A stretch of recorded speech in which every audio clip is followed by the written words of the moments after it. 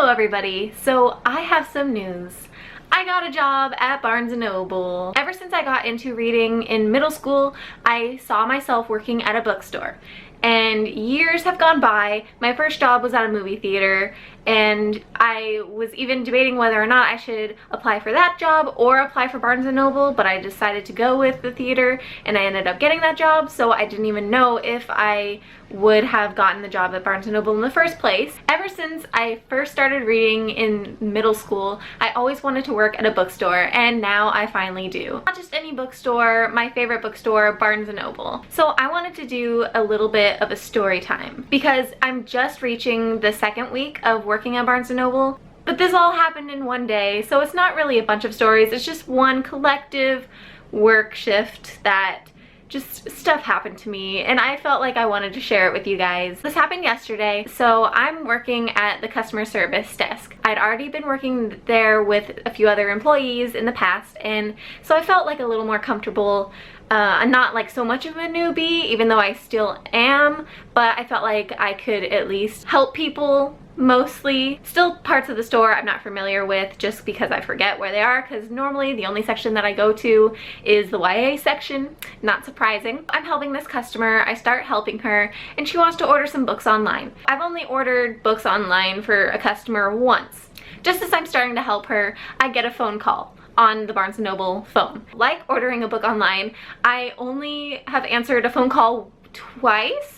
Once with a manager there present to help me along with it, and I wasn't helping a customer physically in the store either, so it was a lot easier. And the second time I was able to put them on hold, and then another employee came and I was like, hey, somebody's on hold, can you please get that? Because I was helping another customer. And so the same instance kind of happened here. I kind of did the same thing with this customer. So I answered the phone and I was like, hey, can I put you on hold for a second because I'm dealing with another customer. So I put them on hold, and then I'm helping this customer find 3 books. I have to look up all 3 books on the system. So kind of in the back of my mind, I'm like, okay, I have a call waiting, I gotta be swift and take care of this quickly, but efficiently as well. The customer had a lot of questions regarding like membership and stuff, and since I'm new still, I don't really know all the answers to that, so I was kind of trying to find an answer for her, all the while like still thinking there's a call you have to take. And then the phone started beeping, letting me know, reminding me that I had a phone call to take, and I was the only one at customer service, and I was like, where's everybody? While all this is going on, I have a earpiece in my ear with a walkie-talkie, and one of my managers is like, hey, can you call this extension to me? And so I'm like, sure, while I'm like stressing about having a call on hold and trying to place this order for somebody. So my manager says the number, and already as soon as he said it, I completely forget the number. And so I ask again, because that just happens to me a lot where I don't hear somebody even when they're standing right in front of me, and I have to repeat like multiple times, like, what was that? What? Because for some reason I am really deaf. I don't know what it is. And when this happens, you never want to ask like 5 times in a row. You've already asked multiple times, and so it's kind of like up to you to remember what they said. And so obviously I'm thinking, okay, I can't remember that extension, hopefully it'll be okay, I'll just deal with it after. I was calling for backup to customer service through the radio, and nobody was answering me. I asked 3 times and there was no answer, and so I was like slightly panicking, more than slightly. I felt like I was a deer in the headlights, and I just felt like I was closing in on myself, and just I could tell if people saw my face, they would just see me looking spooked. So this is like the very end of my shift, and so finally when I'm done, I'm like, oh wow, that was stressful. Like, I don't think I've mastered multitasking. And so at this time I clock out. Maybe like a week and a half ago, I bought the paperback version of Lady Midnight by Cassandra Clare, because I have the box set versions of the paperbacks of her other series as well. I wanted to have the Dark Artifices in paperback as well. I really wanted to wait until maybe there was a box set that would come out when the 3rd book finally came out, but I am very impatient and I decided to get it. And then, so I come back into work 2 days later, and what do I see? This display in the YA section where it has Cassandra Clare's Lady Midnight paperback, and it's only $5. I could get this book for $5, and I just bought it for more than double. And to top it off, I didn't have the receipt because I threw it away because I wasn't gonna return Lady Midnight, of course, until I saw this one for $5. So I go to the break room, go to my locker, unlock it. I have the bag that has Lady Midnight in it that I'm planning on returning. I go and grab the one for $5, and as I'm getting in line, I'm like, I wonder if there's a quality difference in these books, because the one that I bought was a lot more expensive because, for one, it's a huge book and it's a popular book at that, even though it's a paperback. Maybe I should compare the two because I have both of them in my hands. So I pull it out. I'm going to use City of Bones as an example. And so you see how this copy has kind of a shorter cover to it, and so you can kind of see the inside, and there's this extra page in there that's different from the normal pages, and it's all smooth and fancy and all that. And you also see that the wording, the title, kind of sticks out a little bit. If you run your fingers along it, you can feel it pop up from the page. And so I did not feel that with the $5 one. I noticed that the $5 one did not have this thing, which actually originally I didn't like, but I've gotten used to it, and all of the other copies that I have of her books have this thing. And so I just have a weird pet peeve of mine that my books need to match. It's kind of similar to, I don't want to buy a hardback that's new in a series when I've had all the other books in paperback kind of thing. So to compare, let's get out Lady Midnight. So this is the one that I bought, the one that I exchanged my other one for. And so normally I would like the fact that this is, you know, the complete cover as opposed to this one. But I don't know, I noticed, like, I don't know, I like the cover, I like the title sticking out, but honestly, it's not a big of a deal, and it's mostly just gonna stay on my shelves just to look pretty. Although if I do reread Lady Midnight, then I probably will read this one, because if I have double copies of any books, then I'll at least get one read out of the other copy that I bought. Oh my god, I just realized. Oh my god, that makes me so salty. Oh my god, I'm sorry, but okay, I didn't look at this when I was comparing the two, but the spine, I was thinking just now, at least the spine is the same. But I don't even have the other one to compare. But so at least on City of Bones, on the spine, the number, the title, and her last name and everything sticks out just like the cover on the front. And this one doesn't. It's not that big of a deal, I know. It's okay, it's fine. In the arms of the angel. Book lover problems.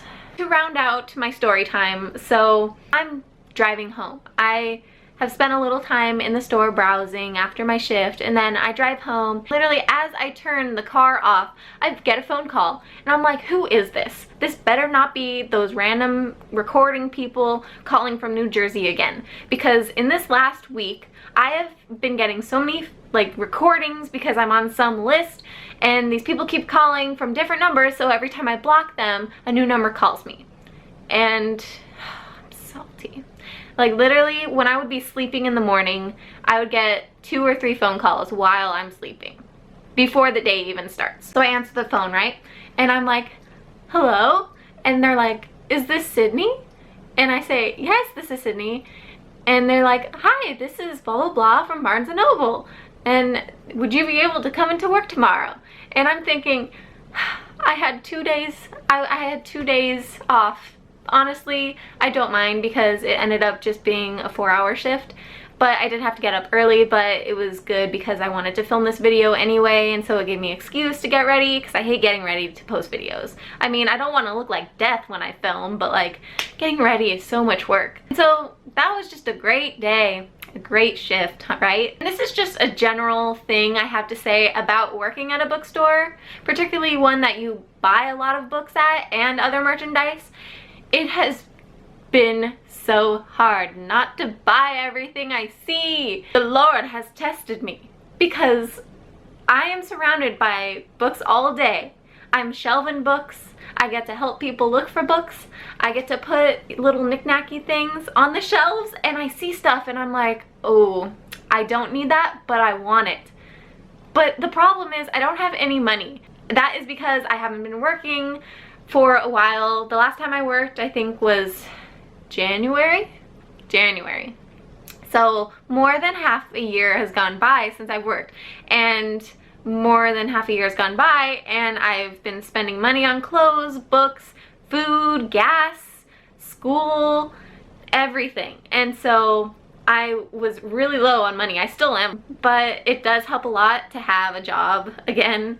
And I just got my paycheck too. I just checked my account and I have more money, and I'm so happy, but that means that I need to watch my spending again. Just because you get a paycheck doesn't mean you can spend it. I gotta save. Sydney, you got to save.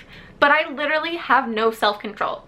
Like, the first week I worked there, I bought Lady Midnight, I bought Children of Blood and Bone, I think that's what it's called. Yes, Children of Blood and Bone. What else did I buy? I bought a pop vinyl. I did hold out for a few shifts, but then today I splurged because I was shelving some items in the front where you pay, and there's all those little cute knickknacks and bookmarks and everything, and it's meant to draw you in to buy them when you're waiting in line. And I wasn't even waiting in line, and I was just shelving stuff. I was putting bookmarks on the shelves, and I was like, oh, that is such a cute bookmark. I need it. I have like 50 million bookmarks already, but I need this one because I get more books, and I stopped reading books midway through, so the bookmarks are being used, so I do need more. So it all works out, guys. It all works out.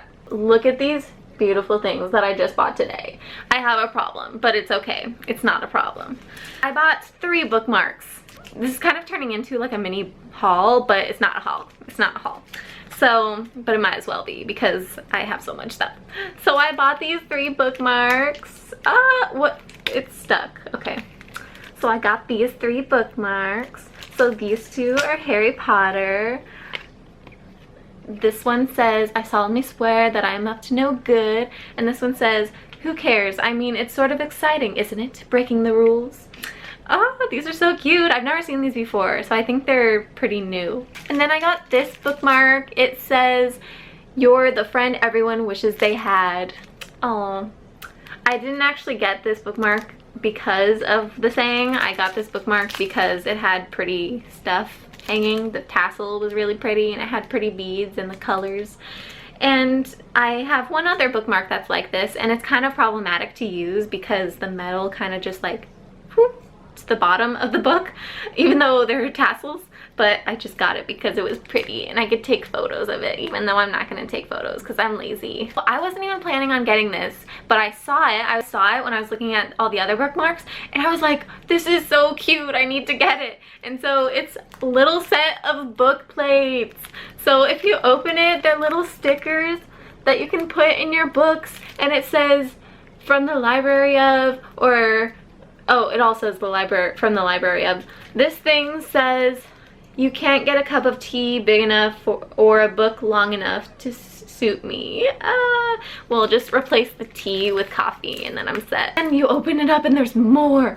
And they're like little, they're the things that I guess you can put in for authors to sign, but I'm just gonna put them in all my books and just say that it belongs to me. Or I need to start saying, or like writing in the books when I started the book and then when I finished the book. That's something that I want to do, that I'll write like inside of the cover, but I still don't like writing in my books, so that's gonna be a problem for me. Maybe I'll just use these now to write when I started and when I ended it.